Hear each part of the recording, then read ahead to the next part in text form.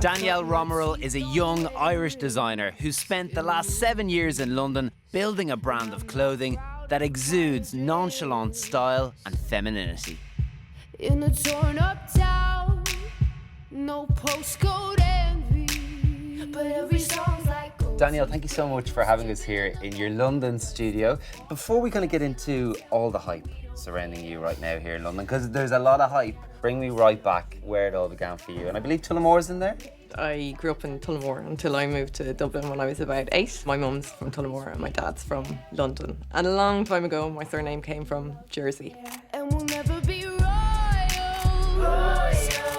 Big milestone for you was securing a place on New Gen. It's a British Fashion Council support scheme with Topshop's backing. They kind of support emerging designers that they consider to be the best in their field. So previous designers have been like Mary Catransu, Alexander McQueen, Peter Pilotto. So lots of really great names have come up through that scheme. Live that fantasy. Your spring summer 15 collection was the toast of the town. I mean, Vogue picked up on it. I mean, you got amazing coverage. And then I read that your kind of inspiration for the collection came from a camping trip in Wicklow. Yeah, last Easter I went wild camping with my boyfriend and I was gathering firewood to cook my breakfast, and the kind of idea came to me of this girl gang living in an imagined wilderness in an idyllic summer, and it's all about self-sufficiency and utility and, living off-grid and stuff. How do you take that then and progress that as an idea into the collection that we see? Well, I guess I'm really interested in fabric and surface detailing on clothes, and that's kind of what I'm known for. You can see here on the table some of the samples that were both used in the collection, like this camo. We are caught up in your love affair. I really like to use lace, but I always try to use it in an unexpected way. It's a run in our blood.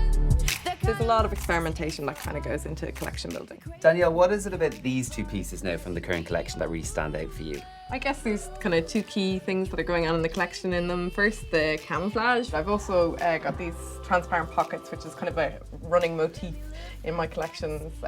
So that's quite key. And this dress over here, it's a bit more fun. These little cartridge holders, as in bullet holders, Oh, when fantastic. for when you go hunting, when you're living in the wilderness. So right now you're working on Autumn/Winter 2015, which seems like a very long time away. Where do you actually start? I keep my eyes open, and then when something strikes me or, I guess stays with me, I then research that further and then develop the collection from that. Is there ever a fear that you might create something a little bit too alien, too out there, and that's not in keeping with kind of what's happening next season? If people really love what you do, then they'll buy it. They don't care that, a magazine didn't say that it was this season's must-have. Let me live that